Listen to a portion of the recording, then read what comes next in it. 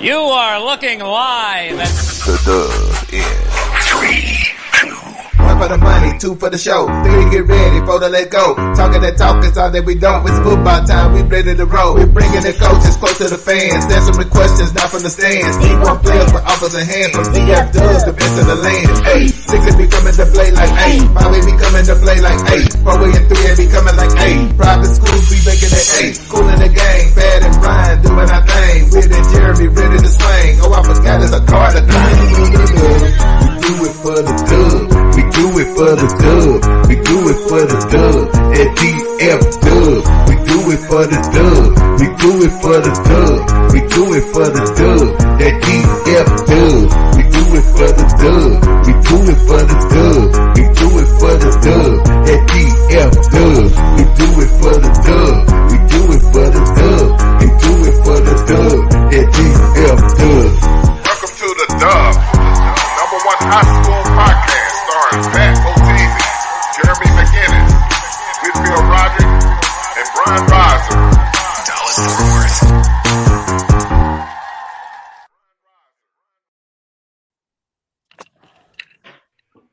Man, what it do? Hey, I'm about to edit that version. I actually like that version of the intro, but I got to make sure that Coach Carr is in the edit of that version. So I'm gonna fix that for you, Coach. My bad. Man, I'm not worried about you, man. I know how you get down. Boy, look If at you swag, I have a problem, but I'm all right with you. Hey, if it ain't live, it ain't me. Episode 33. We are in the building. The dub. This is gonna be the short version. Salute. It's gonna be a short version tonight because Jay Mack took up all our bandwidth with them 4-hour shows on Sunday nights. Hey man, I'm telling you that is not. Whew, the love. Trust me, I be feeling them 4-hour shows, bro. Man, listen. That 4-hour show did me in because I had to catch that plane, and then I couldn't sleep, and it took me a whole day just to even catch up to sleep. But that 4-hour show, man, it be worth it though, man. It gets good. I ain't gonna lie, and a lot of time it's mainly because of the people we have on. Like Todd always got something good to say. So once he get rolling, then Ward come in, and it just flows. But Jabari was good too though. Oh, Jabari was excellent this past week. Jabari, yeah. That's what I have been trying to get him on all season. But yeah, Jabari was excellent. And the next show we have, I'm probably gonna bring on another guest that's gonna be really good because we're gonna break down a lot of stuff. I don't think it's gonna be this Sunday though, because we got the Jabari All-Star thing we're gonna be doing. So we might do something. We might do something live. I was just thinking we should go ahead and set up game day at the that Jabari's thing this Sunday. Yeah, that's dope. You know what I mean? Talk about it. Yeah. I'm actually flying to Vegas Saturday morning, so I'm gonna give y'all the dub salute. I won't be in the building, but man, tell them what y'all got going Sunday. Sure. Yeah, well, you know, Jabari Heads Up Foundation. He got the Unsigned Senior Showcase Saturday. I got the flyers. Let me see if I can pull them up for you. He got the Unsigned Senior Showcase Saturday for all the unsigned seniors, kind of showcase he doing, which he got guys that don't went to college from there, so it's a beautiful thing. And then Sunday is the All-Star game, the DFW All-Star game, and he got all the big names, the Ron Highlands, all them boys, man, that's really been out there doing the guys we had on that I had on Sunday. That was a great show. Cade, yeah. Is for seniors only, or is Dink or somebody in there? Dink, no, it's the seniors. It's seniors only, but they are slam dunk contest, 3-point shootout. Yeah, it's gonna be fun, man. It's gonna be a fun event, and it's definitely. I'm gonna try to do something there because I know when I get home, I ain't gonna want to do no show. Now, damn sure ain't gonna want to do no 3-4 hour show. Well, I was saying that should be the show. You know what I'm saying? That is the show. We just go do it from there. Also, other events we got coming up. We got the Prep League, and I have to fly. We got the Prep League starting on March the 25th. I won't be back until a couple of weeks from now on the show, but March 25th, the Prep League. I need a Dub representative with me, and then we got to fly over to the True Buzz that same weekend and rock out with the True Buzz, which is a gigantic event. Shout out. Well, when is True Buzz is Saturday, right? It's Saturday and Sunday. Next Saturday and Sunday. And Next Saturday and Sunday, yeah. Yeah, I got. And that's gonna be huge, man. That's gonna be huge. And every big name 7-on-7 from all over the country gonna be there. Every big name high school recruit is gonna be there. I'm talking about from 13U all the way up. Like, it's crazy. That's gonna be a crazy event. So have y'all cameras ready, your interviews ready. I might even I created a backdrop like this for the Dub. I might see if I can get that back in time where we can kind of hang that and do our interviews with our backdrop. Man, you can get that done before that, man. Yeah, I would say, I was just seeing Picos could just get us a whole section. You know what I'm saying? And just I'm gonna have D Money on probably Wednesday since Pat won't be here. So I'll do the Wednesday show. We'll have D Money and them on and True Buzz people on. And we're gonna try to set us up a tent. A Dub. Yeah. You know, let's do that. We'll set up a tent. We can get the table and we can get the Dub on the tablecloth. We'll set up a whole thing and then do the interviews up under the tent. Yeah, that's the way to go. We just stay live the whole time. Yeah. It's gonna be crazy. It's gonna be crazy. We got to go. Luckily, the Prep League is at Bishop Lynch, right? Or Bishop Dunn? No, it got moved to Richland High School out in North Richland Hills. Ooh, yeah. It sounds like we're gonna be dividing up. It sounds like I'm gonna be a True Buzz. Hey, look, the good thing is there's only a couple of games out there, so it's a hit and quit out there, and then get back to the True Buzz. I think the True Buzz will probably really go down after a certain time in the afternoon where you start getting all the big names and stuff like that. They ain't gonna put the big names at the beginning of the day. So it's a tournament, man. It's a tournament. I mean, I know it's a tournament, but they ain't gonna be playing at 8 in the morning, 9 in the morning. They are. Yeah, they are. You never know, man. We'll get with D Money and see what the format is. Yeah, but I might run out there. Yeah. I want to see what the future looking like too, man. No doubt. I know kids. A lot of homies. Yeah, well. And then again, you look at a lot of this young talent coming through. Like, it's a lot of solid young talent coming through that I'm excited to see. You know what I'm saying? Crazy, man. Crazy. And just it is, man. I mean, I wouldn't be surprised if you would have more freshmen starting on varsity this year than you did this past season. I guarantee it. That's like the Prep League we do. That's the 14U. So you're gonna have kids on that 14U that's 8th graders about to go to 9th graders that's gonna be showing out. So I might have to slap a Dub shirt on my brother and tell him to do the interviews over there because I don't want to miss the True Buzz and the setup at all. Yeah, well, True Buzz is where it's at. Maybe we can get Swaggy and B Rise to step out there for a few. Yeah, Swaggy don't like he don't like True Buzz. Swaggy don't want to do nothing. I'm getting a call from Dink Pate granddaddy right now. I'm on the air, sir. Can't talk. But we'll talk to him later. Also, before we get to Swaggy, I want to give a shout out to the coach of the year in 4A, man. Shout out, Big Dub, salute. Coach Love, I see you. Yeah. And can I give Coach Love a shout out for rocking that 2001 suit, man. He ain't falling into the. Hey, man, keep the baggy suit, Coach Love. Keep them baggy suits. You ain't gotta wear that tight stuff. Keep them baggy suits, Coach.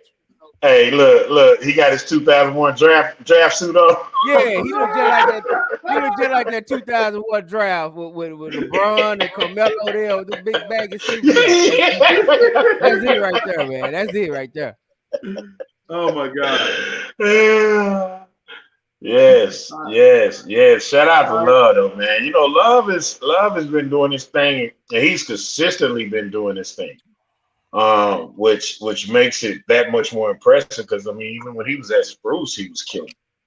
It's time for him to go ahead and finish it off. And it's time coming, man. I'm excited to see it. Yeah, he kind of going through that sample situation. You know what I'm saying? You just got to. He's going through that extra long way around to a title, but he gonna get there. Yeah, look, and unfortunately for him, there is no D2, so you got to go through everybody in basketball. Right. And you know what? It's funny that you say that. It's funny that you say that. But it's also, he's gonna have to conquer his Achilles heel. So, and that's fake family. You know what I mean? He's gonna have to get through them. And that's what's gonna be the beauty of it, you know what I mean? And on all honestly, do you really want it if you don't beat fake family? I You would. know what I'm At saying? this point, I'm sorry. It's almost like the Doug, like Pat said, man. It's almost like the Dougie. It wouldn't feel right. Yeah. It just wouldn't feel right. So, Yeah. Well, Who Swag, knows, man? been sitting up in. If they move Fake Family up to 6A next year, like everybody's saying, then who knows? I want to see that. But here's the thing though. Right? Carter beat a 6A DeSoto. In the final, and they made it to the Final Four. Exactly. And they made it to the Final Four. So let me say this: if they move Fake Family to 6A, then Carter should schedule a preseason game against Fake Family, right? We gotta have that. We gotta have. I mean, they should I think never that's avoid it. They should never avoid Fake absolutely. Family. Ever. Hey, Ever. absolutely. First of all, they going to 5A, not 6A. But wherever they go. Romerville says they're gonna be in a district with Kimball, South Oak Cliff, all the Oak Cliff schools. That's what I was told. As well they should. As it should be. Yeah. You know what I'm saying? Like it's, to me, it's gonna always go back to this, man. If these folks are giving you problems, you need to build your team to beat them. You know what I'm saying? That's no different than what Michael Jordan had to do and the Bulls had to do. You gotta put a product together that can beat these cats. Yeah. However that looks. Yeah, and I agree, man. I feel like that's a rivalry. I don't care if they move them to 6A. I don't care where they move them. I think Carter should play Fake Family every year. Every year. Period. And it should be sponsored by the THSCA. Which brings us to our next subject. Swaggy sitting up here look like he dressed for a funeral or something with these shades on. So give us the news, man. What's on your heart? Talk to it. You got that picture? You got the graphic? Oh Lord, I don't have the graphic. Nobody sent it to me. He put it in the group chat. Okay. Oh, I'll pull up the graphic. Start talking. I'll get in there in a second. Man, won't take me long. Like I have stated before this week. Oh, I see it. I've seen a lot of petty things in sports. I have a lot. Hell, I'd even done a lot of petty things myself, such as talk down on teams, etc. But I've never in my wildest dreams seen the Texas High School Basketball Association did what they did yesterday. It's, man. And like I stated on my statement, there's no secret. I mean, cat's out the bag. J-Mac, Bosees, Will, I can't stand Oak Cliff Fake Family. Simple as that. I don't like them. But I respect them. It's a difference when you don't like someone, but you respect that person. And this right here, it's unacceptable, man. Unacceptable. As y'all can see on this screen, it say congratulations to the 2023 boys state champions.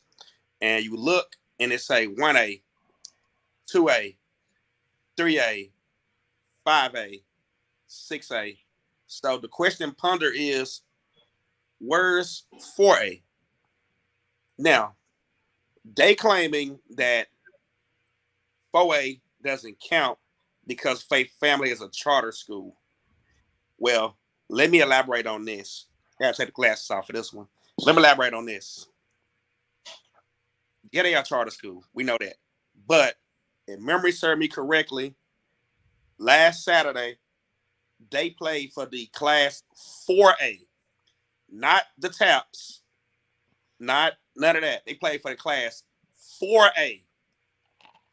Division state championship. They won the class 4A divisional championship. So I don't care what you think about them. I don't care how you feel about them.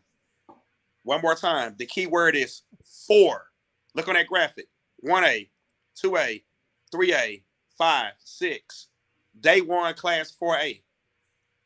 And I'm sorry, man. Like I said, I've been discussing about this for the past day and a half now. And I just feel like this is hella tacky, man. And I actually thought at first when I saw it that it was a troll, like somebody trolling their page doing it. But when you read the comments and you see them replying back to people, you're like, wait a minute, this is actually them who did this. And this is a higher power, man. This is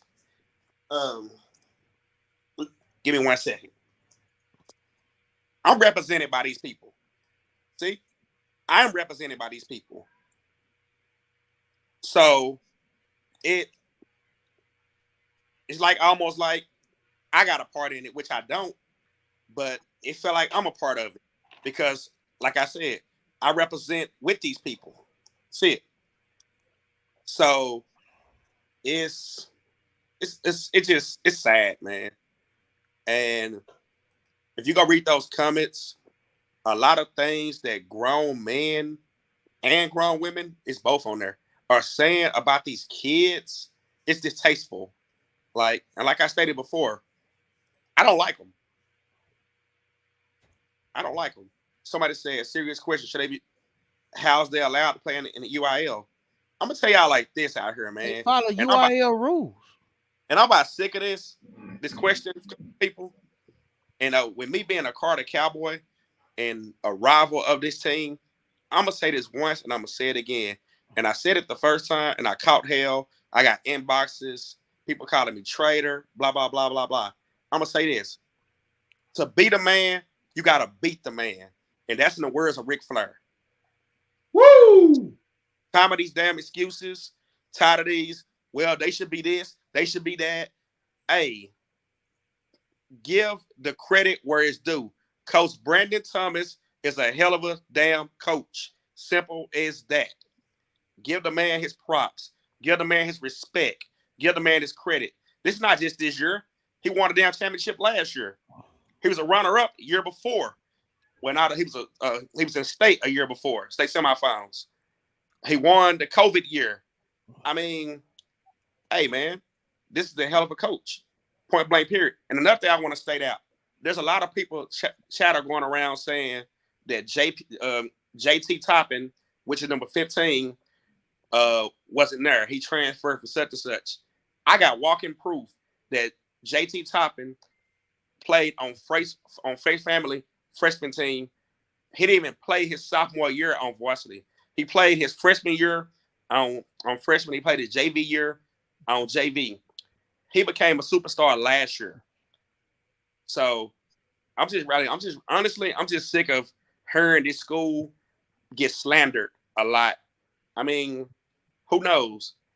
Maybe they are doing something, maybe they not. But until it's proven, just give this damn team respect and credit where it's due. And that's how I feel, man. I'm with you on that, Swag. I with you, and I do want to just add one correction to you. That wasn't the basketball association. That was Texas Coaches Association, which disgusts me even more because I'm waiting to see an actual Texas coach come out and say, "No, I'm not with that." Yeah. So this is where I'm at with it. Now we're gonna find out who got some balls. We're gonna find out who really stand on something. On what they preach about. Yeah. We're gonna find out who really stand on something. We're gonna see who actually got a code that was raised right. We're gonna find out who got morals. Hold on, J-Mac. Yeah.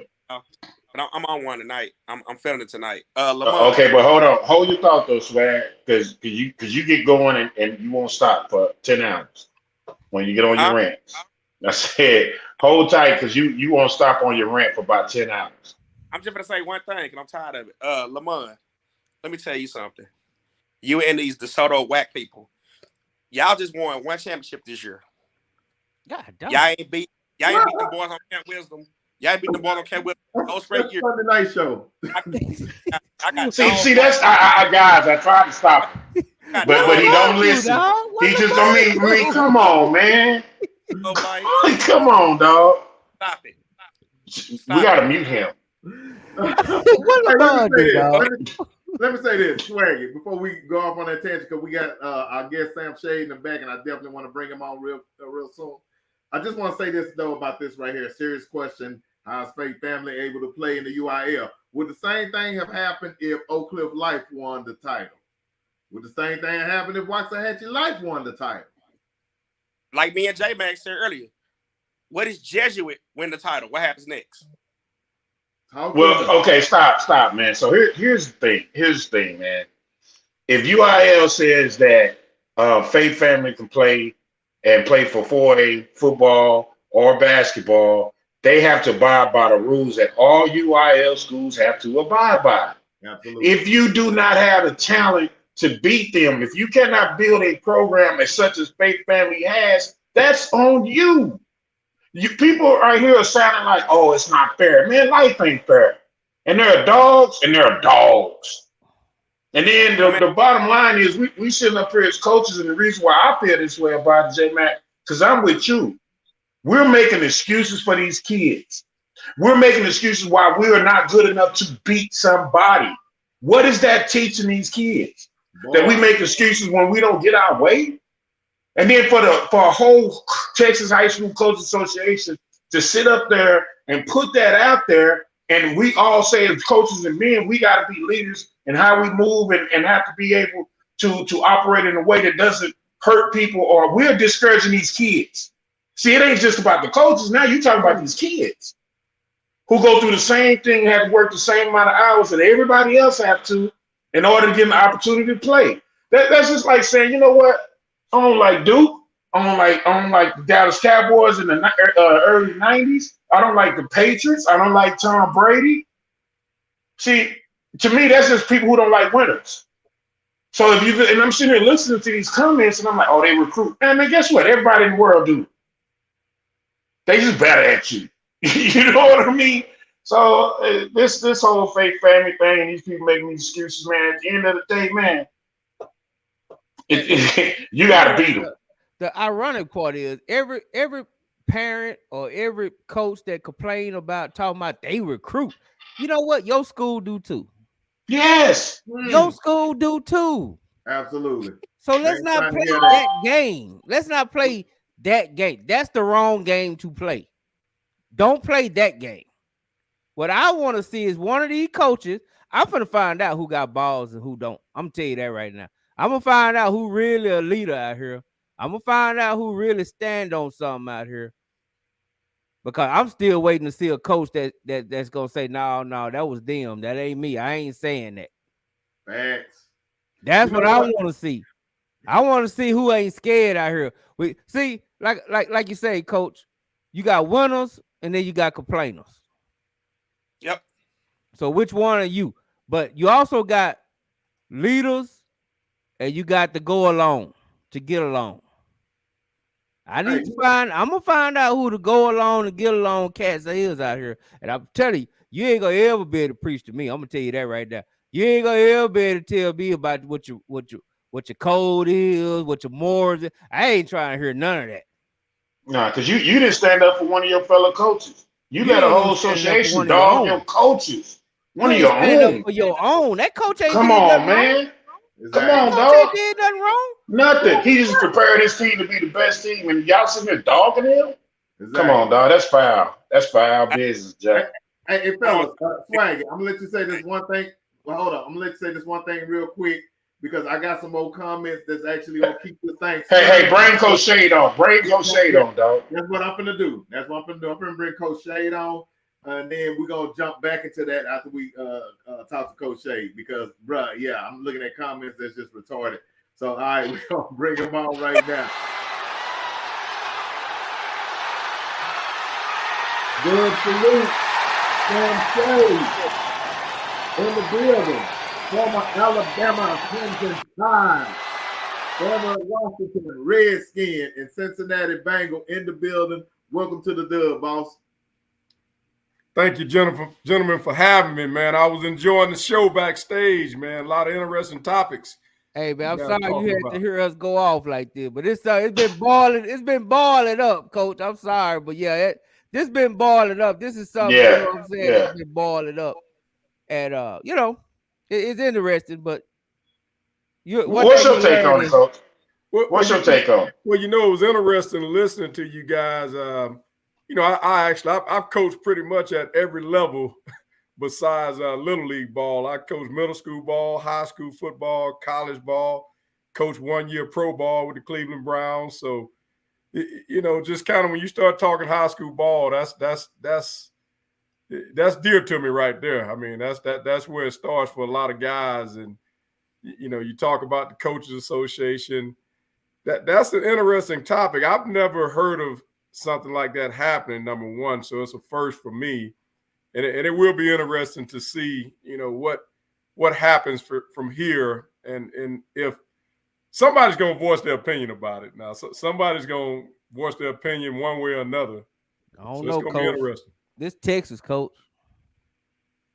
Yeah, that's all I would say.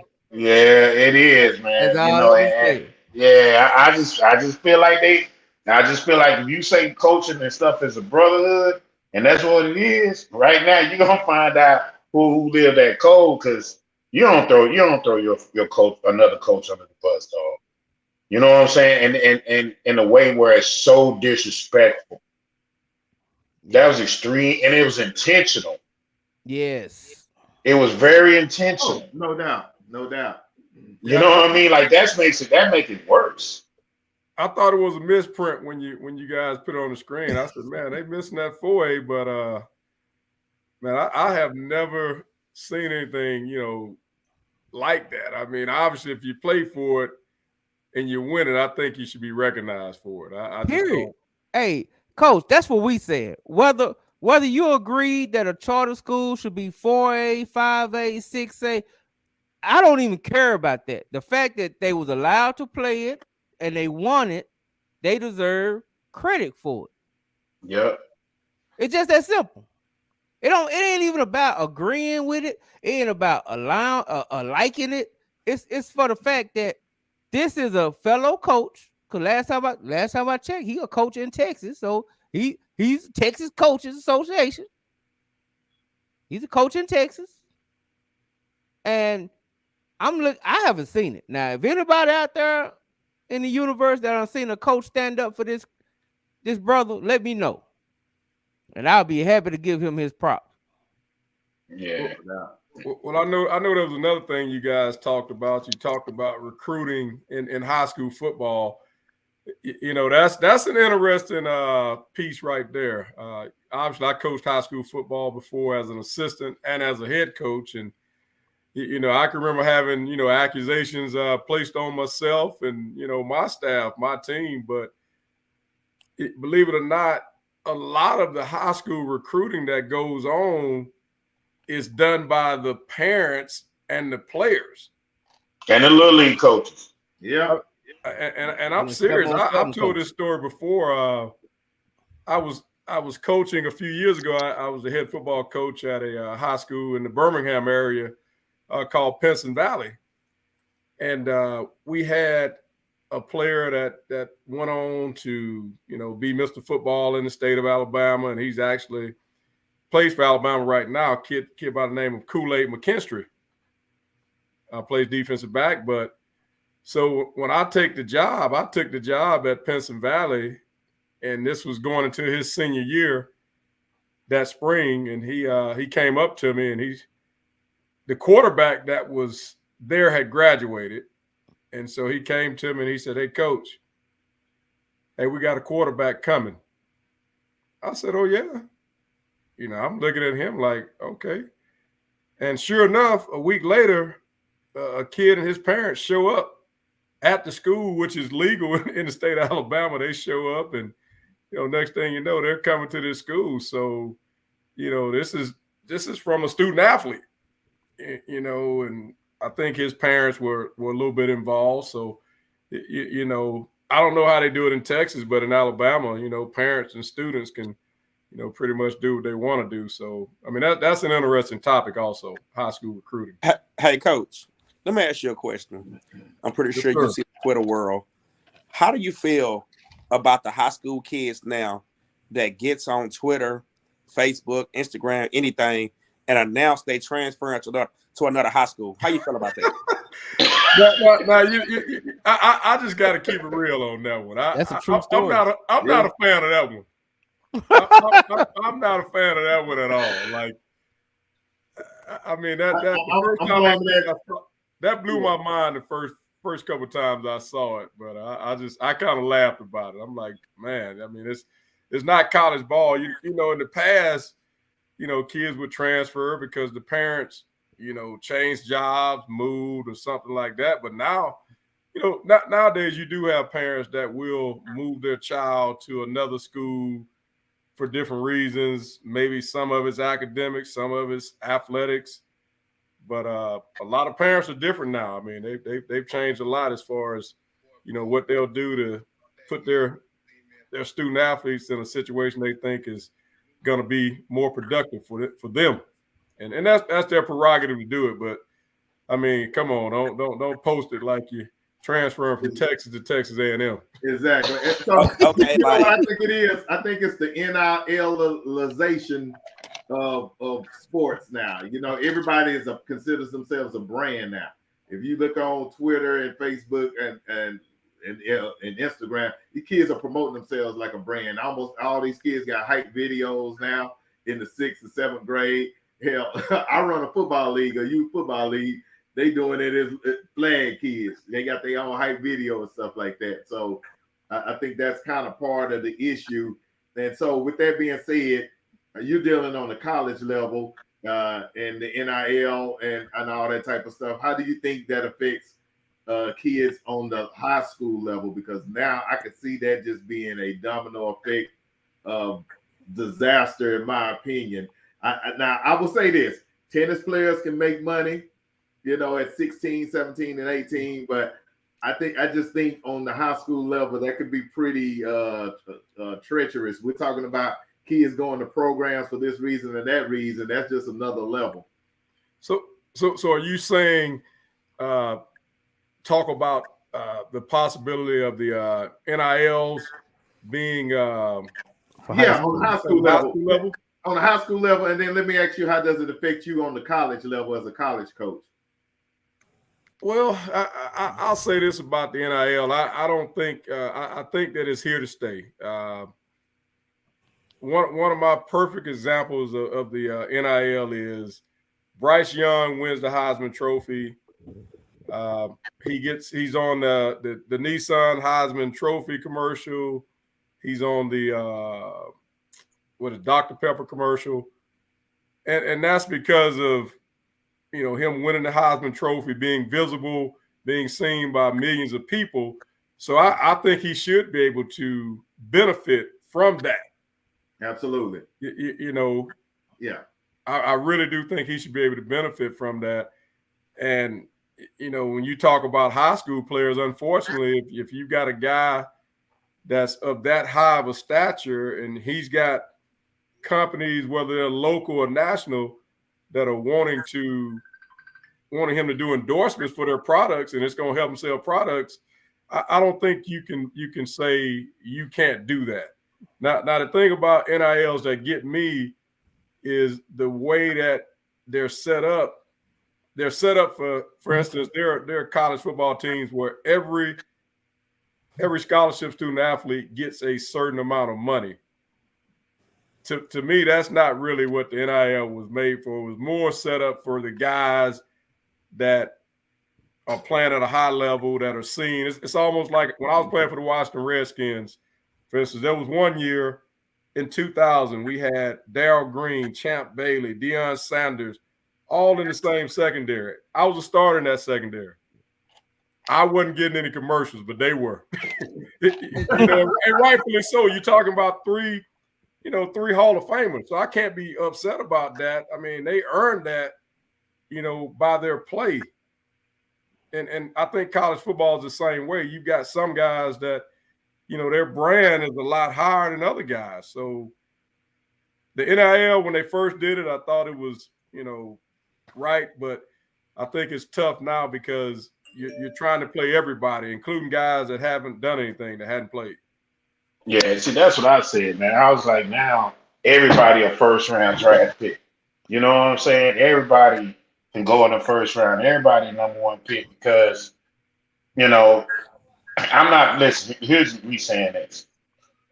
I think if you get a chance to make money, you get a chance to take care of your family, the earlier the better. You should have every right to do that. And it's your body. You going through it. You got to deal with the things that come with it. Because if you get hurt or if something happened and you can no longer play that game, you should be compensated.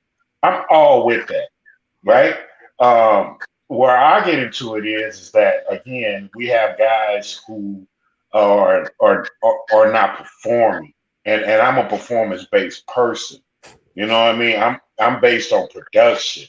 You know what I mean?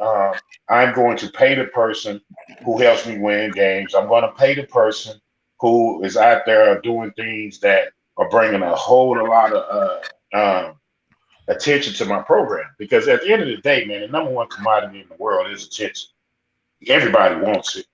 You know what I mean? So people are paying for it now. So if that's the case, then you should get paid.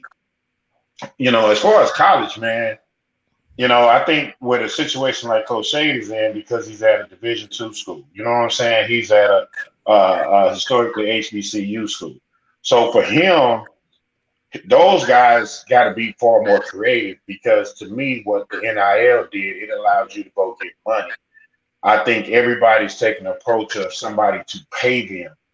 What they should be doing is going out and making a way for themselves because now it's legally okay for you to go do that. And I think if a lot of the players looked at it that way, it'd be a lot better off.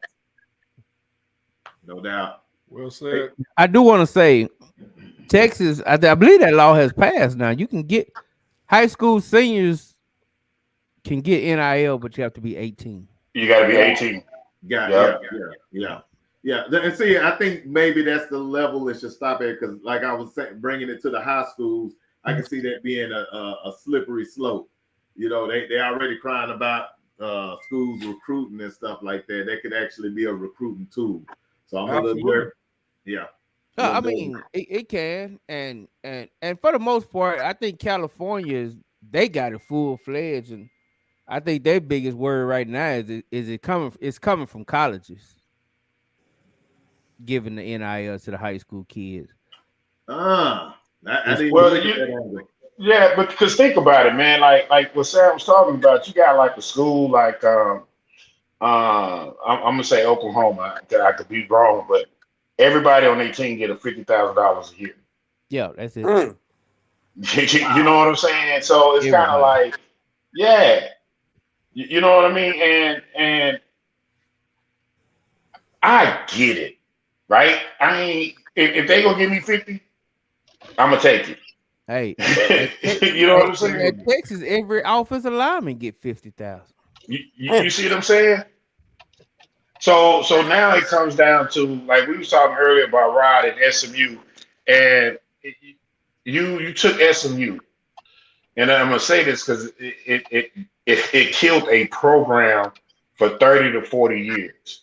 You know what I'm saying? When you gave SMU that death penalty, and then you come back now and you're gonna say, okay, well SMU, you know what, you had it right back then, but we didn't want to say that. But y'all got it right, but we went ahead and gave y'all the death. And so for SMU to even start to become relevant, it took them almost 25 years.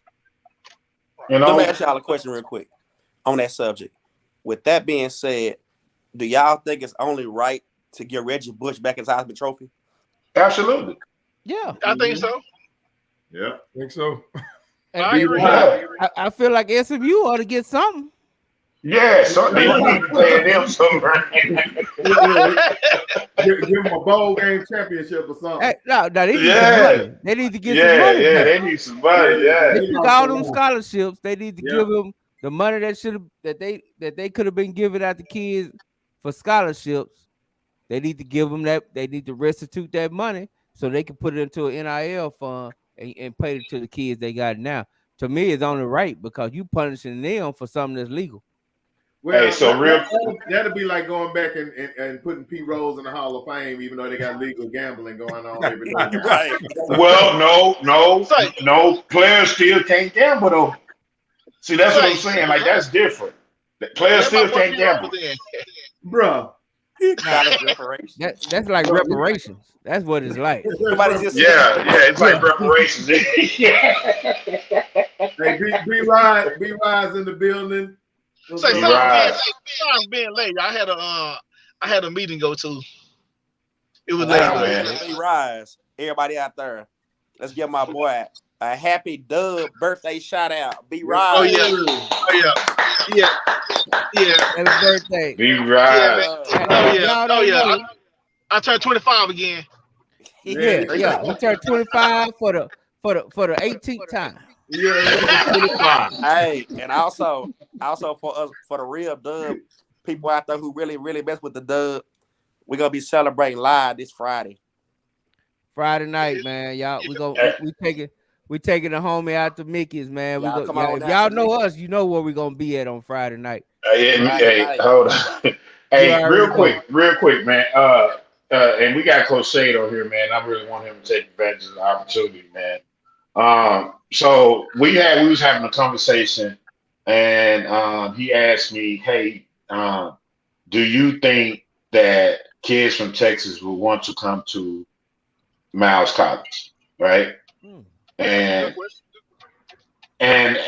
I'm saying this because I saw a building today, which I've never been to Miles before, right? But on campus and spending time with them,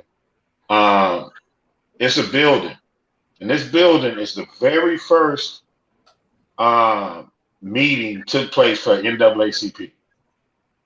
Oh, wow. Right? So Rosa Parks was at that first meeting,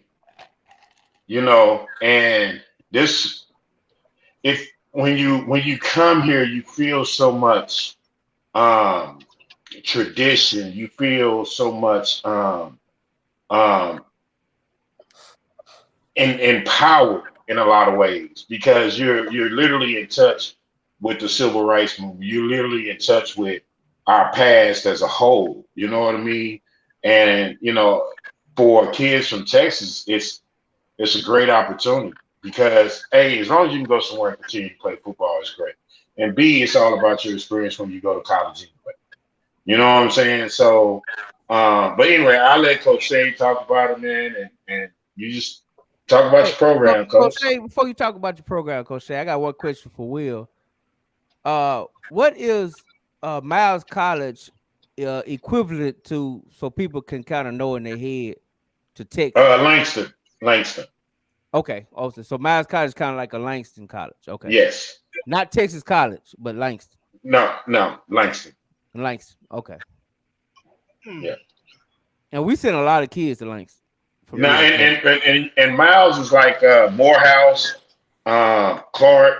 It's a Division II program. You know what I mean? So they actually give out scholarships and things like that too. So they actually appointed Langston then, because Langston is like NAIA, right? Is Langston? I don't think is Langston NAIA. I thought they were Division II. I think Langston is NAIA. I thought they Division II. No, they give out way too many scholarships to be. They give out way too many. I'm just saying, though, they have like 100 people freshman classes. So no, it's more like an NIE type or Division III type deal. I don't know. I'm gonna have to look that up. So an equivalent to Division II in Texas. I'd be like so yeah, I would have to tell you that it'd be like more like Clark, Atlanta, Fort Valley State, Benedictine. I'll tell you another one that everybody knows, Tuskegee. See, that sound more, yeah. That's more Tuskegee. Yeah. Right. We actually all play in the same conference. Some of the schools Coach named in the SIAC. We've got 13 schools that play football in that conference, including Morehouse, Clark, Fort Valley, Albany State, Tuskegee, Allen University, Benedict, Lane College, Central State, Edward Waters, lot of different HBCUs that play in our conference, and we've been playing football for a long time. But a couple things Coach Carr talked about. Miles College, the campus. We're the only HBCU in Birmingham. The closest, Alabama State and Alabama A&M are both a little over an hour from Birmingham. So we're, the only one in Birmingham. Matter of fact, a couple things about our campus, like Coach Carr was saying, when they had the civil rights movement back in the 60s, and they were having the, when you saw the video where they were putting the dogs on people and the fire hoses and stuff like that, they had the meetings at Miles College because most of the people that participated were college students, that were part of that movement. So there are historic markers on our campus. Dr. King obviously was a part of those meetings. And so, like Coach said, there's a lot of history at Miles. And I'm from Birmingham. I'm born and raised here, and I've got two sisters that graduated from Miles College. They're both educators. I've got a nephew that played football and graduated in 2019. So had a chance to go to some of his games and stuff over the years. And, so people ask me why Miles. I've got a lot of history, obviously, with Miles. And it's an exciting brand of football. Division II football. When I was playing in the NFL, I played with a lot of guys that were from Division II schools. Some of them Hall of Famers. I had a chance to play with Andre Reed. He's, Hall of Fame guy. You talk about guys from HBCUs. I got a laundry list of guys I played with from HBCUs, Division I and II, that had great careers and that are doing well. So for me, it was a chance for me to be a head college football coach in my hometown, and to also do it at an HBCU, where for me it's about the players not going to the next level as far as football, but going to the next level as far as life, and giving them those life skills that are going to prepare them for the rest of their life. And we do have some guys that have NFL ability. But, sometimes things happen and, they might get sidetracked. They might get caught up in a numbers game. But, my thing is, if you're good enough, they'll find you. I mean, the NFL scouts, Coach Carr, he played in the league. He'll tell you, we played with a lot of guys from a lot of places. So, we feel like, you can pretty much do whatever you want to do from Miles College. Absolutely. So, Coach, let me ask you this: what would you say for a kid like me coming from Dallas? Why would I leave Dallas and skip over schools to land at Miles College? Well, I'll say this to you. As far as Miles College, we've got student athletes from all over the country. A lot of people don't know that. Coach, it now. Obviously, we've got some guys from California, from Los Angeles, from the Bay Area, Oakland. We've had student athletes from Seattle, Chicago, New Jersey, Washington, D.C., Miami. Matter of fact, last year we had a kicker. He wasn't our starting kicker. He was actually from Spain.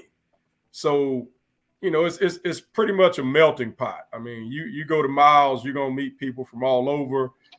You're going to get not just a down south experience. I feel like you're going to get kind of a international type experience, kind of a melting pot at a HBCU.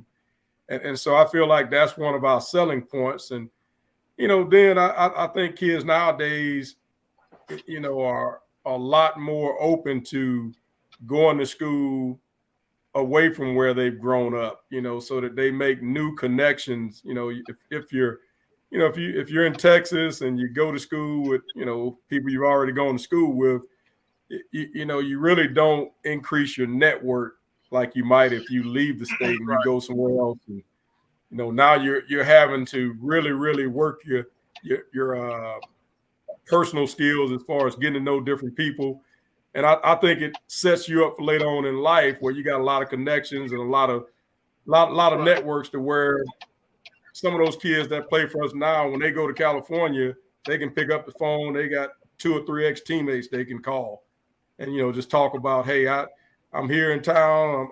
I'm going to be here for a while. What are some things that I need to see? So, Coach, you're in the hotbed. Go ahead. I got a question for you, Coach. Yes, sir. As a coach, I mean, it's your job, to win. If you don't win, we know the consequences of not winning.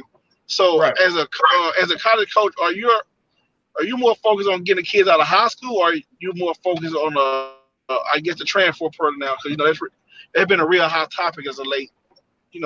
For the transfer portal and just recruiting kids fresh out of high school. Well, I'll say this to you. I've always been a big believer in taking kids out of high school and developing kids. Like I'm into developing players, and I feel like our coaching staff can do that. We've got the ability to do that.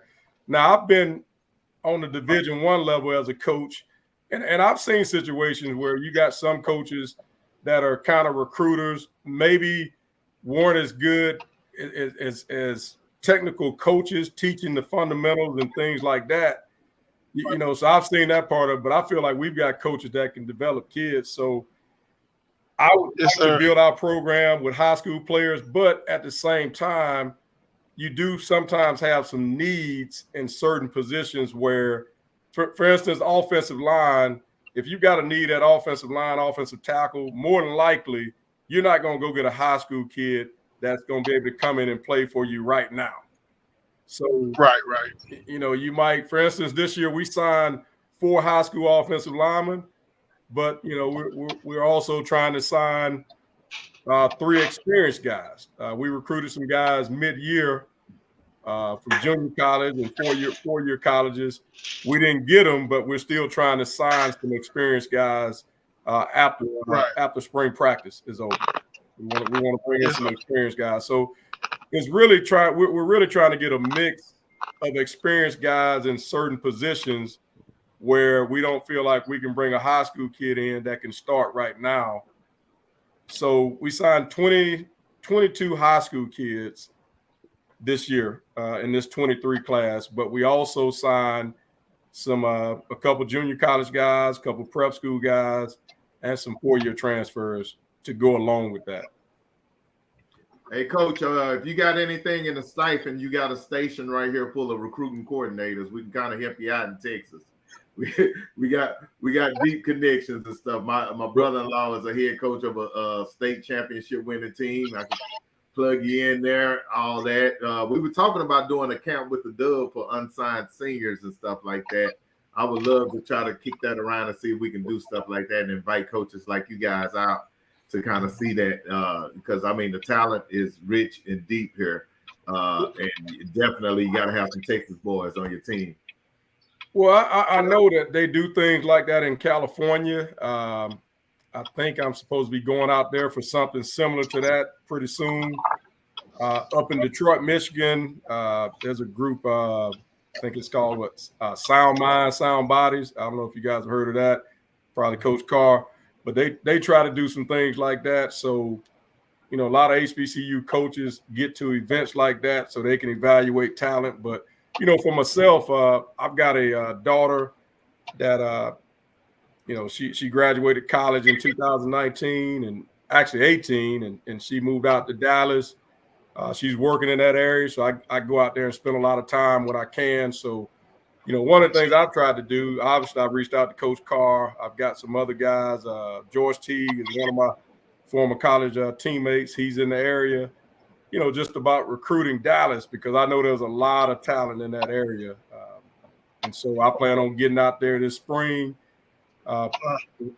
early May, mid-May, getting out there, checking out some of the talent in the area. And I know you guys can point me in the right direction.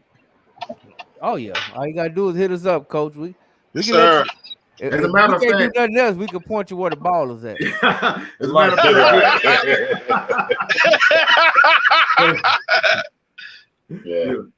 as a matter of fact, we are doing something called the Dub Tour, where we're gonna go to the spring training camps of the different schools around here and stuff like that. So definitely let us know what your schedule is, and you know, tag along with us, or we'll tag along with you.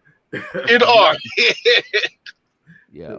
Yeah, you Well, definitely. listen, I want to get out there in May, the beginning of May. We've got, the NCAA gives us it's kind of a 4-week, almost a month-long period where we can get out and really do some recruiting. It actually starts the end of April, that last week in April, and goes on into May. But we'll be out in May. Obviously, my whole coaching staff, we're gonna be a lot of places. But I myself, I personally want to come to Dallas because I've got a couple good reasons. Obviously, the great players in that area, but also, to visit family, my daughter and stuff. So I'll definitely be there. Yeah, because I think it's still some seniors that didn't sign, because if I ain't mistaken, like D3 schools, NIA, you just show up there. So if you could go to another school, you can, right? Am I right about that? Well, as long as they don't sign the NLI, NLI, yeah, as long as they don't sign that national letter of intent. If they sign a national letter of intent, then they're locked in. But for instance, if they sign with a junior college and they had the grades to go to a D2 or D1, then they can get out of that at any time. They can get out of that commitment, at any time, and that works both ways for us. We've signed some guys. They could change their mind and go sign with a junior college, or if they got good enough grades, they could go to one of the academies like the Army or Navy or Air Force. Because it work both ways. It does. I've had that happen before. I've signed a kid before when I was coaching D1, and about 2 weeks later, he said, "I'm going to the Naval Academy." Wow. That's tough. Yeah, and a couple of them decided to go to junior college. Felt like they wanted to go to school with their buddies and thought they could go and maybe go Power 5 later. Yeah, it happens all the time. So again, then they end up coming back to you. I was just wondering. Had a couple with the whole transfer portal. I know a lot of people say that it affects high school recruiting, but it's a lot of.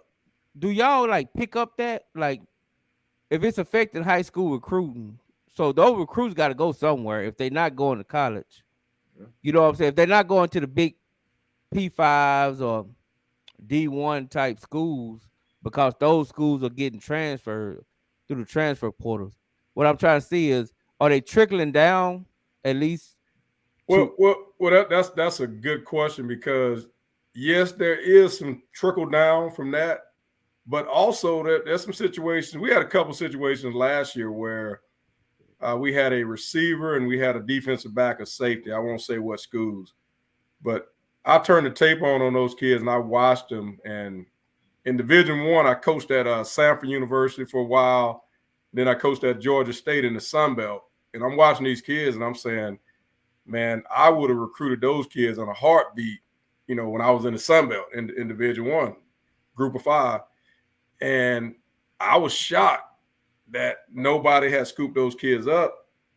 And I think those kids were so shocked by it that they were like D1 or bust. Like neither one of these kids, one of them went to school. He was a high academic kid. He decided to take an academic scholarship and just went to school, didn't play any ball.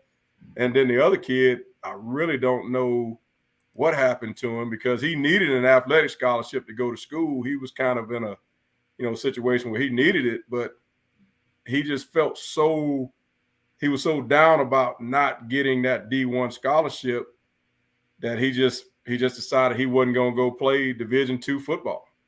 And I thought that was crazy. But I think what happened is, some of the kids that have gotten caught up in the transfer portal, when they were maybe 8th, 9th grade, they might have saw a kid that they felt they were better than get a D1 scholarship.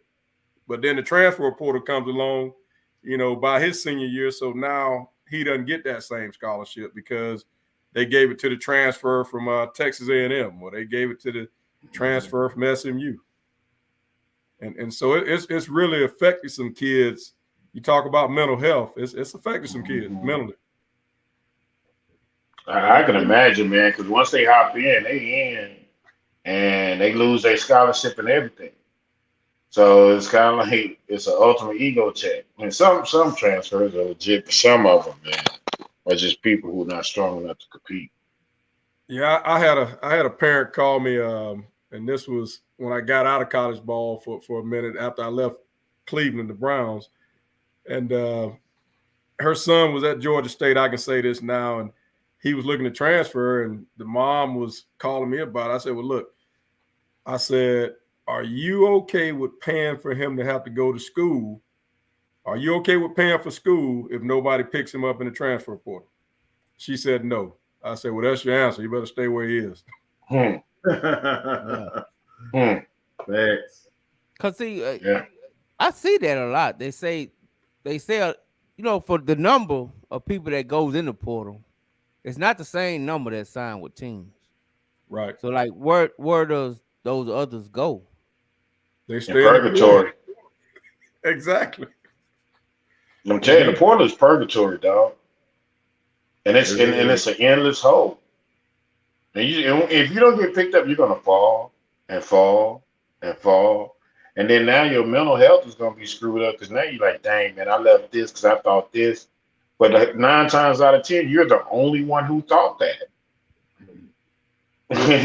like there were coaches that told you, son, you need to stay. You're not that good. You don't know what you're talking about. Okay. Yeah. Okay. All right. And when they jump in and realize that they're really not that good, that does a whole nother thing to them mentally. And I'm curious to know, because Sam, you said is the mental health of a lot of these student athletes who don't get out that court. Well, what other thing too that a lot of student athletes forget, and one thing, the numbers are a little bit skewed as far as kids in the portal. There are a lot of kids in the portal that were walk-ons that did not receive a athletic scholarship, and so some of these kids think just because they walked on at a Division I school that other schools are going to take them because they're coming from, I don't know, Oklahoma or this place or that place.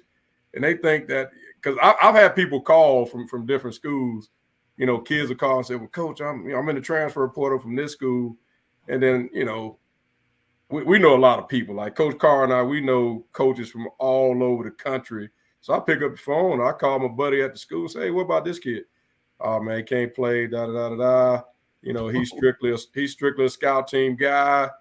And the kids don't realize that. They think just because they jump in the portal that they're going to magically end up at another school on scholarship and doing good. But I mean, if you can't tackle at Tyson University, you ain't gonna be able to tackle at such and such school. I mean, that's just the bottom line. Like, I mean, it's bad football follow you wherever you go. Yeah. you follow you. And your reputation follows. I mean, I don't see how a kid, you see it all the time. Like, if you can't crack the lineup, where you at? And and what these kids don't understand is you spent 2 years at a school, you couldn't crack the lineup, you couldn't get off the scout team. Well, you got to understand, there's 2 other classes that done came. Right. So when you go in the portal, okay, maybe you was getting recruited by another school. Well, hey, they done already found somebody. Yeah, that's true.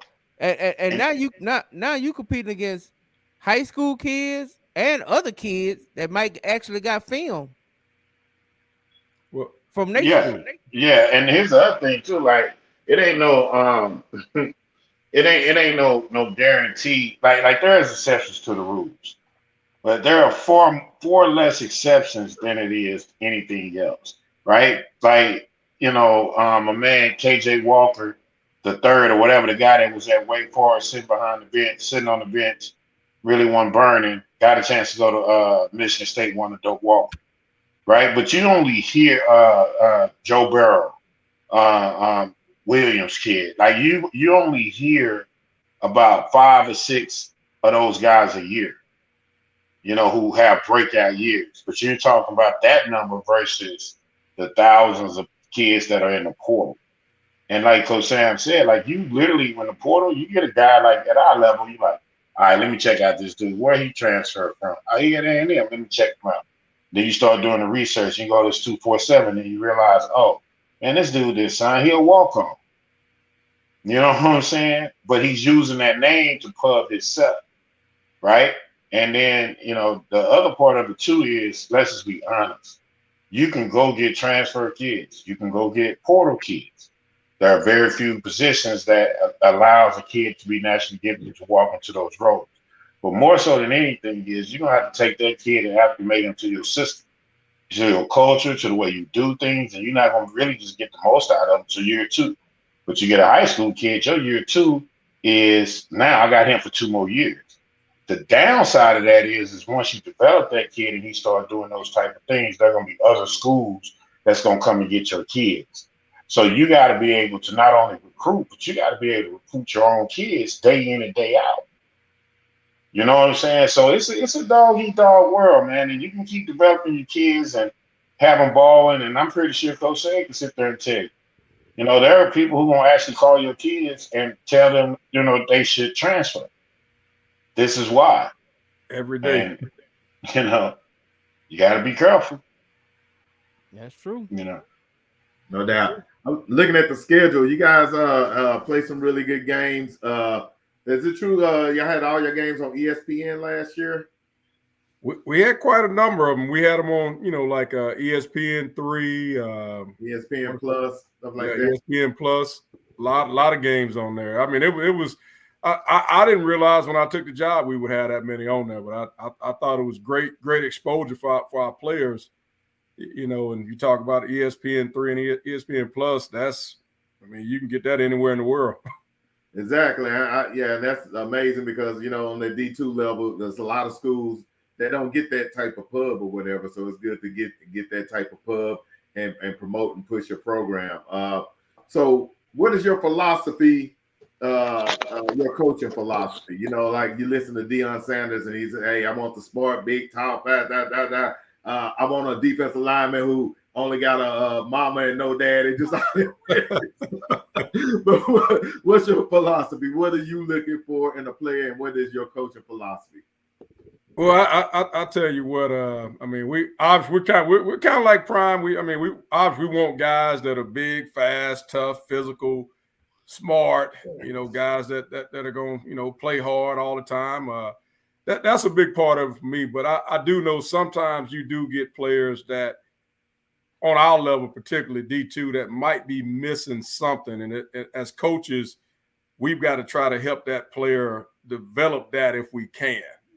And what I mean by that is, some guys don't play with enough urgency, don't play with a high motor. So those are things that you want to help that player develop, when you get him. Some players, their mental game might not be where it needs to be. So you might want to take that player and get him to where, okay, when he lines up, he can take the information from the classroom to the field because you taught it in a certain way to where now he can process the information fast, before the play snaps. And then when the ball snaps, he looks like, he knows exactly what's going on. So, obviously we want certain things, but I think that us as coaches, we've got to help develop some different things. And I feel like we can do that. I've coached guys when I was an assistant coach. A funny story right here. I had a player. I was coaching at Samford University. Had a safety, defensive back. He got drafted in the second round. He was a safety, and he goes to this school. He goes out to minicamp after the draft. And so he comes back home, and I'm a guy, I don't believe that I know it all, so I'm always trying to learn. I'm always trying to learn new things. So when he came back to the school, I asked him, I said, well, did you learn anything new? What were they doing, this, that? He said, Coach, really, I didn't learn much new. We did a lot of stuff that we did here. But then he said, Coach, he said, man, it was a couple guys, man, Coach, they didn't know nothing, Coach. Like they couldn't do the drills. The coach had to keep going over stuff with them, kept them out to practice. And then I said, well, you know, everybody don't get the same coaching in college.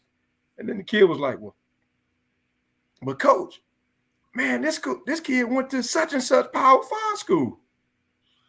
And I said, well, hey, man, I mean, you know, just because a guy coaching at a Power 5 school don't mean that, you know, he's any better than, you know. Right. Yeah.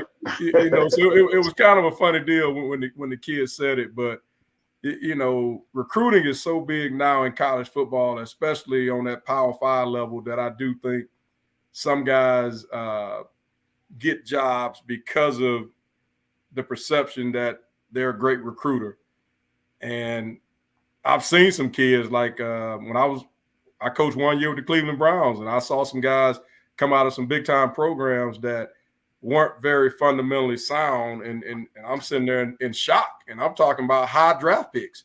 Now, the talent of these guys was unbelievable, but you know, when you watch the fundamentals and things like that, you said, man, I can't believe this guy went to this school and this is how he came out 3-4 years later. So let me ask you this. I was talking to my son today because he plays college football as well, and his coach just got promoted to the head coach. He was his position coach. So I was asking him, I'm like, so what is your coach gonna do in the fall or whatever? And I said, did he hire a new defensive coordinator? He was his defensive coordinator. He said, no. He said they might get he said they're gonna use the line coach and somebody else to kind of coach us, and he'll probably coach us during the game. I'm like, how is he gonna be able to be a head coach and do that? So with that being said, what are you, a walk around coach, or what are you coaching during the game? Because I feel like a head coach has got to oversee the whole operation during the game. Okay, so as an assistant coach, I was a defensive back coach. I coached cornerbacks and safeties, and at a certain point, I became a special teams coordinator and defensive back coach. So I coordinated at that point.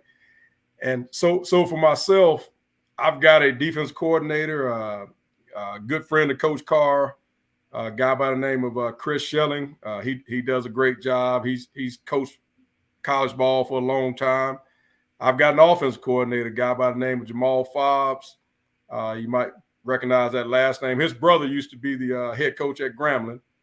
Okay. And so I'll tell those guys, look, hey, you the head coach of the defense, you the head coach of the offense, and I don't micromanage those guys. I try to spend time with both groups, you know, but the one thing I do is I actually coordinate the special teams, you know, because I've done that, you know, and the reason I do it, some people say, why you do that? I said, well, for me, it gives me a chance to still coach on a day-to-day basis. And when you're coaching special teams, you're pretty much kind of coaching the whole team at some point, whether it's PAT field goal, you got the O-line, whether it's, you know, kickoff, you've got defensive, offensive guys.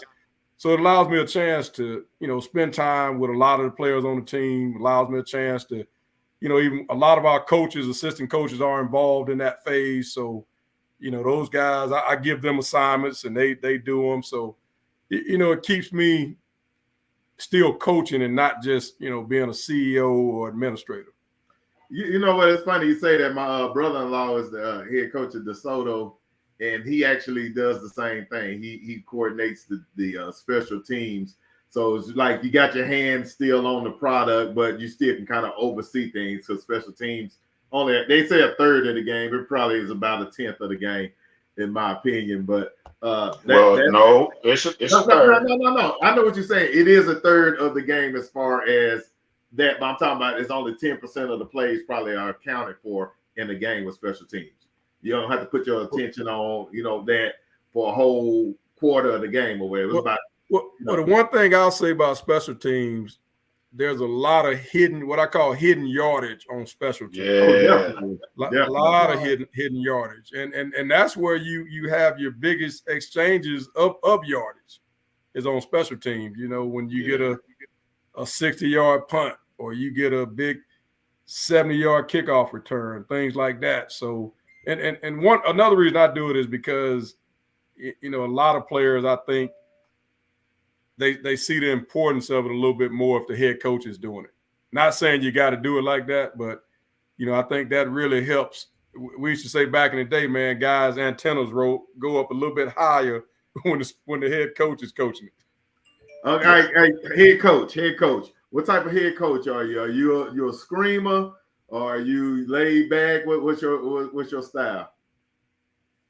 Man, I tell you what, I don't know if I got a style, man. I got Coach Carr on here. He's been around me a little bit, man. I'm gonna let him, you know, I'll let Coach Carr kind of go with. But you know what though?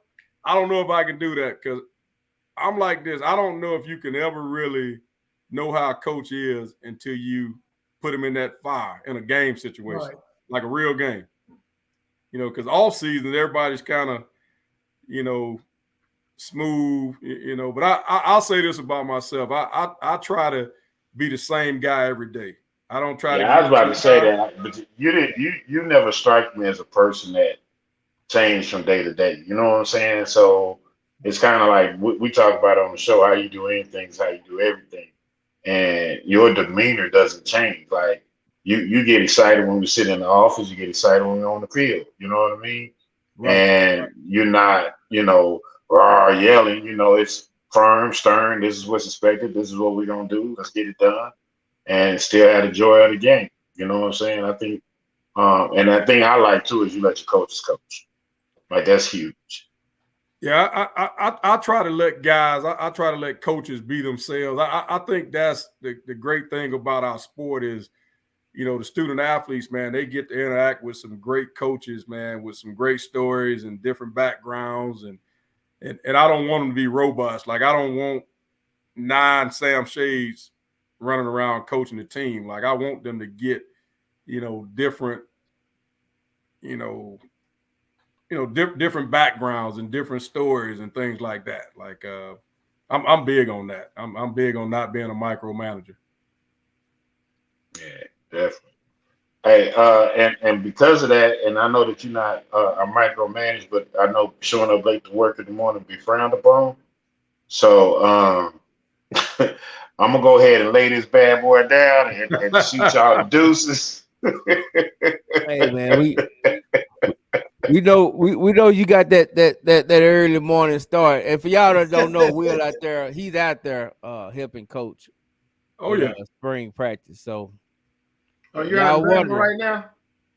Yeah, I'm in Miles, man, and I've had the opportunity, man, to help coach out and get back into a little coaching, and it's kind of cool. I'll be home tomorrow. But I tell you what, man, it's a joy to watch. It feels good to be back on the football field. It feels good to be around kids again, to be able to coach and teach. So, yeah, man, April 15th is a spring game, man. We'd love to have you guys come on down, man. It's going to be huge, Coach. It's going to be huge. It's kind of like homecoming in the spring is the way we do it at Miles. Matter of fact, we're going to, have the game. We're working on having it televised, live stream, something like that. The AD, they're working on that. But it's a big deal for us, spring football, and getting a chance for the guys to kind of showcase themselves, and we get all the alums back, and we get students that are going to come in the fall. They're going to come with their families, and so it's a big deal. It's like I said, it's like homecoming in the spring. It is. So, and plus, we're gonna be in Birmingham, guys. So, Birmingham is kind of live for everybody don't know. And also, Birmingham is one of the hot sports destination cities. It's one of the fastest growing. So now we got the NCAA going on now with Alabama and Auburn. Man, I wish you would have knew that, man. It'd been nice to take us a group of kids, a group of players down there. Yeah, for the game. They could have, watched it. You know what I'm saying? April 15th. That's a couple weeks. March 15th. You got a month. Yeah, it's about a month. I-20 head east. It's an 8-hour drive. You know what I mean? We have to plan a Dub road trip for that next spring. I don't know if it's like J Max said, it's probably too close to make it happen. Next spring, we're gonna have to take a group of athletes down there, man. Yeah, because that's what I would like. Or J Max, you could just come yourself. I could, but my birthday weekend is, I'm sorry. So you don't want to spend your birthday in Birmingham? Actually, I gotta spend my birthday at Jesse Wyatt's wedding. So. Oh well, yeah. I guess I can see how that can be frowned upon. Yeah, I forgot about the wedding. Where's that wedding in Longview? Yeah, his future wife ain't trying to hear none of that. Well, Coach Sam Shade, man, we appreciate you jumping on. We look forward to hearing about the program. We'll be shouting you out and looking for them victories and putting stuff on the show. I didn't know you was down there, Coach Carr, man. You should have packed us in the suitcase and took us with you. Love to get down there. If y'all would have been listening to Sunday's show, he told everybody. Oh, I wasn't. I was out of there. That was the first. I know how you do us on Sunday, Pat. It's okay. So, yeah, I gotta praise the Lord, man. Me and Willow are the only warriors. That's it, J Pat. Coach Carr is down here doing this HBCU Renaissance, man. That's what I call it, man. HBCU Renaissance. Man, I am enjoying it. I'm not gonna even lie to y'all, man. It feels good to be on that field again, man. I'm not gonna lie to you. Hey, Coach Sam Shea, this definitely my big linebacker right here. I just told him to pop in and say he's down here for spring break. But shout out to Coach Sam Shea. Where's he playing ball at? Tell him where you at. Howard Payne University. Howard Payne University in Texas. Oh, okay, I've heard of that one. I have. Good stuff, man. Hey, good luck to you this coming season. Thank you. Yes, sir. Yes, sir. What position you playing? What position you playing, Pat? Linebacker. Come this way. Huh? This way. Oh, yeah. Linebacker. Okay. All right. Did you go to Duncanville? I graduated from DeSoto. Oh, okay. Yeah, he did. You know your daddy bring up Duncanville and his kids in every sentence. Oh, you know he played at Duncanville too. He played at Duncanville. See what I'm saying? He played at D-Ville, so he part of the family. Yeah. All right, man. I'm gonna holler at y'all, man. Y'all be good. All right, gentlemen. Thank you. Good evening to you. Thank y'all for having me. Hey, yes, sir. We're gonna catch you back up with you. We gotta catch back up with Coach, man. I'm gonna try to get maybe we can get True Buzz somebody to stop by Miles when they take their college crew. Yeah, we'll try to get that going. Yeah, I would like to set up something with that, man. I didn't know you was down there. Well, I mean, that was so quick on us, man. It'd been nice to know that earlier because I would love to set up a trip. We could have planned a little Dub vacation down there. Yeah, man, we could take a bus on, take some kids down there. Like I say, everybody can't go D1, Group 5, P5, and all that. So, B-Rise, talk to us, man. Birthday week. What you got on your mind? Man, I know, man. I'm going to Mickey this week, man. And I just left with a get together, slash meeting. That's why I was late, man. So who you with your frat? It's a good weekend. You was with your frat today? Yeah. We went to old Thibodeau's, man. Oh, you down the street and didn't tell me? Bro, hey. I didn't need both of us being late for the show. That's true too. Everybody can't be late for the show. Hey man, I love me some Thibodeau's though. I ain't mad at that one. Thibodeau's wings go hard too. I know that's why. I apologize. I'm getting old, man. Golly, I'm pushing 40. Look, I had a homeboy that hit 50 this week, and he talking about he put his receipt online. Talking about, man, I get a senior discount now. Yeah. I'm approaching that right there. I'm getting closer to that mark. Bruh, I got a birthday. There. My birthday next month. Okay. Okay. So where the party at? Oh yeah. What we gonna do? Man, we gotta do something. Like I said, Jesse ass want to get married on my birthday weekend. I'm like, dude, get your own weekend. The party's at Jesse's wedding, and we just gonna turn it into the J-Mac party. They gonna be mad. No, Jesse don't run nothing. You gotta talk to the wife or that. It's a dub takeover at Jesse White's wedding. It's going he might have a fight party that Saturday because he get married that Friday. And they don't leave for the honeymoon to that Sunday. So if he have a fight party, we might go crash it. All right, like it. So man, Swaggy, talk to us about basketball before we get out of here and stuff. I know you was about to you was going somewhere else. It wasn't even basketball, but talk to us about how you felt about the state and before we get out of here, because we about to shut this thing down in about 5 minutes. Man, real quick, hats off once again. Let's start there. Hats off to Oak Cliff Faith family on capturing a back-to-back state championships. Like I stated before, they have been to that level 6 times in the last 6 years. So congratulations to Coach Brandon Thomas and the Golden Eagles on that. 5A, congratulations to Coach Nick Smith and them Hoop Dogs from Kimball High School. Hey, the 3rd time with the charm, baby. The 3rd time with the charm.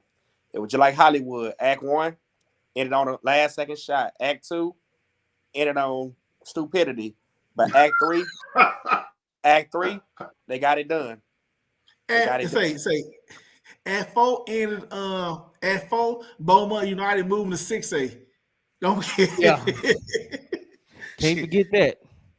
That's Act 4 right there. I will say this real quick. Because I don't want to argue about that. I want to get into a long argument about this. I do believe this Kimball team would have beat Beaumont United. And the reason why I say that, because Carter almost beat them. So I believe this Kimball team would have beat them. No distractions, a straight-up game, they would have got them. I believe this. I thought they would have beat them last year if they would have had the whole team. So, exactly. I can see that. Say Beaumont. They remind me of North Shore. Beaumont United, they the North Shore of basketball. Then last but not least, shout out to the man, the one and only, the number 1 player in the nation, number 1 junior in the nation, Mr. Trey Johnson and the Lake Highland Wildcats. Hey, they overcame a lot of adversity. They got down early in that game. They fought back, took a 10-point lead, and all I can say is this: united they stand, and united they fail. Shout out to ender right there. Shout out to Bam too, because Bam boy, he be all up in the videos anytime they win playoff games. I remember the one for Red Oak. Bam is the P Diddy. He the special shout out to. Also, I want to shout out to DeSoto High School. They made it to state. That's a accomplishment. They weren't even picked to even go this far this year, so I got to give a shout out to where it's due. Coach Richard Bacon. Hey, man, you did a hell of a job this year, bro. Yes, sir. Yeah, Bam is he the P Diddy of the ADs. He is. He the P Diddy. Hey, and one last thing I want to say before we end this whole season. DFW 7, others 0. Out that talk. Yeah, it's a sweep. All right. Anybody got any parting words before we get out of here? Swagging and said, here's what you got, B-Rise or J-Mac. Bring back Zeke. Hey, I'm glad Zeke gone. Anybody need a fullback? Y'all gonna pick up Zeke. I like Zeke, man. I'm a Zeke fan, man. I want to say Miles College might have to be the official college of the Dub. We gotta get our Dallas kids to Miles. I like it, and they will go. Kids love to leave the Metroplex to go out of town. Hey, they are like Birmingham. I'm telling you, all these kids that's going to Langston, trust me, they will go to Miles. I like the name. No doubt. Well, man, I love the show. Episode 33 is in the books. J-Mac, they'll see you on Sunday and next Wednesday. I am going on vacay. They won't see me this Sunday. They'll see me Wednesday. I'm taking your spot Wednesday. So okay. now we might do some. We're gonna do some live stuff from the All-Star game Sunday. Okay. So we'll be in. Okay, I'll be there Sunday. Yes, sir. But man, hey, it's been a fun one. Episode 33. We out. Oh yeah. And just like that, the Dub presents For the Love of Swaggy for the 2023.